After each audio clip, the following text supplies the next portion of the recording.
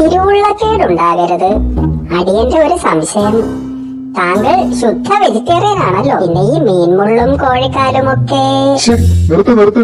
സന്യാസി വര്യനോടാണോടാ നിന്റെ കളി? അവ നമ്മുടെ സന്നിധിയിൽ വന്ന് സ്വയം ആത്മസമർപ്പണം ചെയ്ത പുണ്യാത്മാക്കളുടെ പൂജ്യ അവശിഷ്ടങ്ങളാണ്.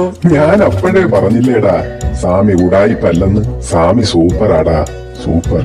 അതിരിക്കട്ടെ ശിഷ്യരെ, നിങ്ങളുടെ ആഗമനോദ്ദേശം എന്താണ്? എനിക്ക് പറക്കണം ഗുരുവേ.